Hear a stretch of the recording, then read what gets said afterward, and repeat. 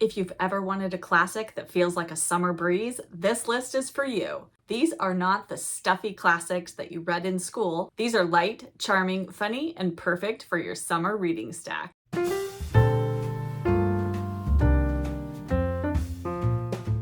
Hello book friends, I'm Jen and welcome to my reading life and welcome to a new video. In today's video, I'm going to be sharing 5 classics that are perfect for summer reading. Now I know not everybody wants to read classics in the summer. Classics can often feel, as I said in my intro, stuffy, boring, like schoolwork, but I promise you these 5 classic books do not feel like that at all. So stay tuned, grab yourself a cup of something, and let us get into the classics that I recommend for summer reading.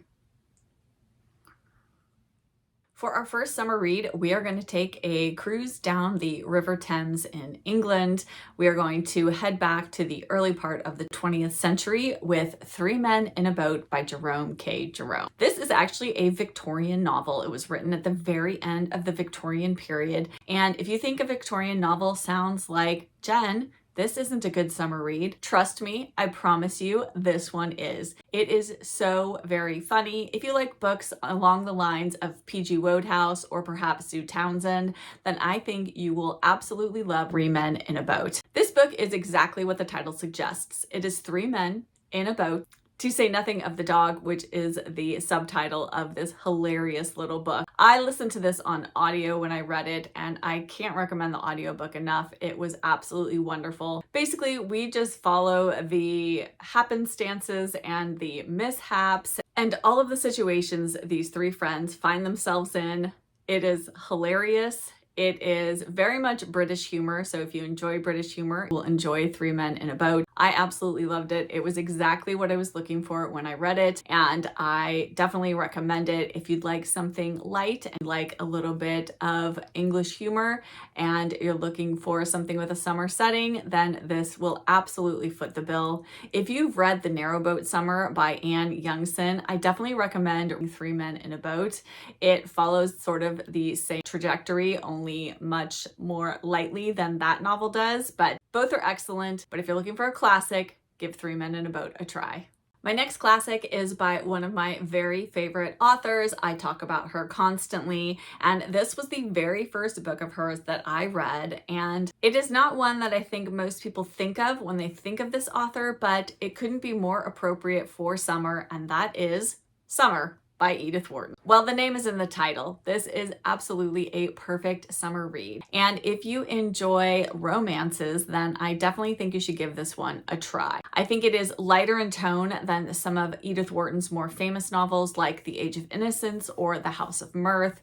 And I definitely think this is a good place to start. This began my love affair with Edith Wharton, and I haven't looked back. In this, we follow Charity Royal and her first forays into a love affair, and I was rooting for Charity the entire time. Even if I didn't always agree with her choices, I really loved getting to know her and her innermost thoughts, and she felt so modern and fresh, and this didn't read to me like a novel written in the early part of the 20th century. It felt like it could have been written yesterday.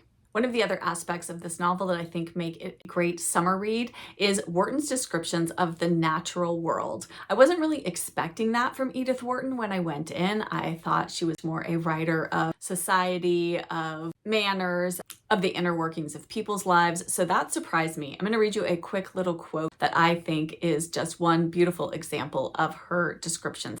Behind the swarthy mountain, the sun had gone down in waveless gold. From a pasture up the slope, a tinkle of cowbells sounded. A puff of smoke hung over the farm in the valley, trailed on the pure air, and was gone. For a few minutes, in the clear light that is all shadow, field and woods were outlined with an unreal precision. Then the twilight blotted them out, and the little house turned gray and spectral under its wizened apple branches. If you are looking for a classic that contains romance and coming of age, then I definitely think you should give Summer by Edith Wharton a try. Again, this is a great place to start with Edith Wharton, and I hope you fall in love with her just like I did. Now we're going to switch gears a little bit because who doesn't love a little mystery in their summer reading? And who better to include in this list of classics to read in the summertime than the queen of mystery herself, Agatha Christie. And my recommendation for a great mystery to read in the summer is a Caribbean mystery. And this is a Miss Marple mystery. So if you are a Miss Marple fan, don't miss out on reading this one in the summertime. This is one of my favorite Miss Marple books. I love how much Miss Marple we get in this.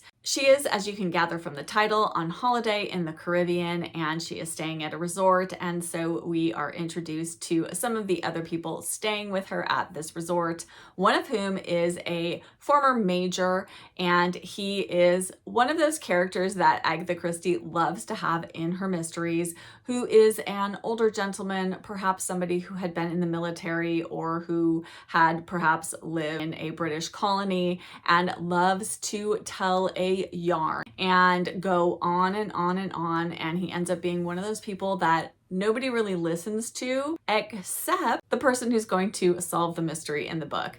And in this case, that is Miss Marple. He starts telling Miss Marple about a murderer that he had known, and lo and behold, the major then subsequently turns up dead, and it is up to Miss Marple to figure out who done it, of course. This is such a great summer mystery. Obviously, the Caribbean setting, it is warm, tropical, and if you're looking to armchair travel to someplace like the Caribbean, then you cannot go wrong with this mystery. I have read it twice now. I absolutely loved it both times that I read it, and I'll definitely be reading it again in the future. I love to reread Agatha Christie novels and see if I can remember who done it. So many times I can't, and I'm still surprised, or I just remember right as the reveal happens, and that's what happened in this one as well. So I definitely think this holds up to a reread. So if you've read this one, but it's been a while, definitely give it another go. Otherwise, pick this one up if you haven't read it before. It is fantastic. Now, if you like a book that has a main character that is a little bit quirky or a little bit odd or different, then I have a classic that I think will be right up your alley, and that is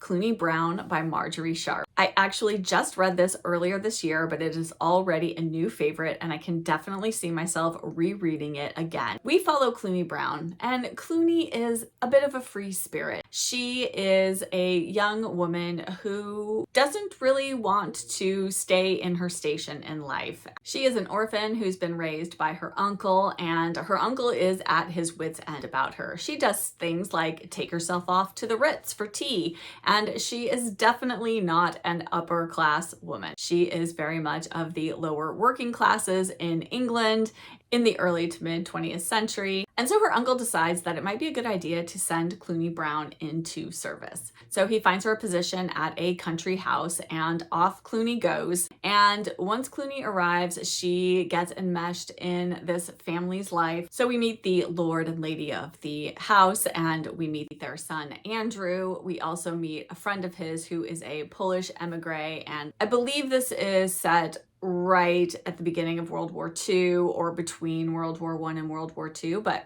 getting closer to the beginning of the war. And we meet Andrew's fiance as well. We also meet the local pharmacist at the village nearby the manor house.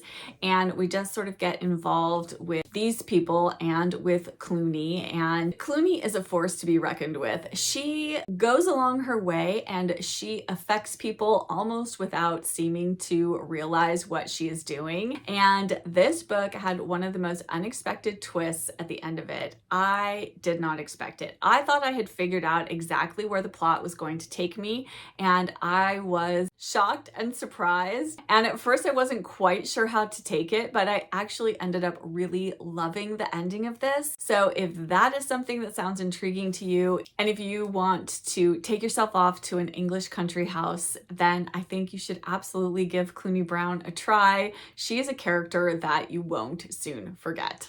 And my final pick is a book where if you have a lazy summer day ahead of you with nothing to do and you are looking for a book to completely immerse yourself in and sweep yourself away, then I have the book for you, and that is The Blue Castle by L.M. Montgomery. This book is so utterly wonderful. It is a favorite of mine. I read it in one single day and I just couldn't put it down.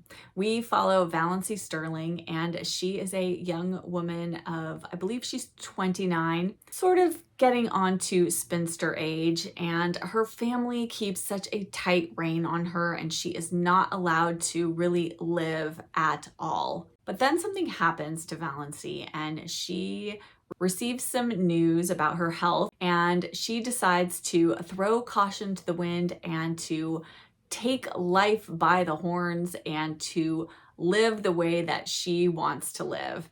And her evolution, her sort of belated coming of age, the romance that we find in this book, it is just so wonderful. This is a book I'm going to reread again and again and again. I might reread it this summer because talking about it has got me in the mood for it once again. If you're a fan of Anne of Green Gables or any of L.M. Montgomery's other writings, for me, this might be my very favorite of hers that I've read to date. As I have mentioned in other videos, I didn't discover Anne of Green Gables until I was an adult, and while I do love Anne and I also love Emily, I think Valency Sterling is maybe the most close to my heart. This book is absolutely fantastic and it is perfect reading for a summer's day. And that is it. These are my 5 recommendations for classics to read in the summertime. And I hope maybe you found something new that you could add to your TBR or pick up this summer. And if you'd like even more summer reading recommendations, I will link my summer reading nostalgia video where I recommend 10 backlist books that make for great summer reads. You can find that here in the cards and down in the description box below. I would love to hear from you, book friends. What is your favorite classic book to read in the summertime? Or what is one that you have been wanting to try? Let's swap ideas down in the comments. I'm always looking for recommendations for classics to read, particularly in the summertime. And if you don't have anything that you'd like to add in the comments, but you'd like to let me know that you were here because comments really do help my channel, why don't you leave a boat emoji down there? I really do love seeing that you were here and that you made it this far. And like I said, those comments really do help my channel. And if you enjoyed this list of summer classics, if you could hit that like button and subscribe if you aren't already subscribed, I would love to have you join my bookish community. Thank you so much for being here and for spending a little bit of your day with me here in my cozy corner of BookTube. And as always, I'll be back with another video very soon. Bye!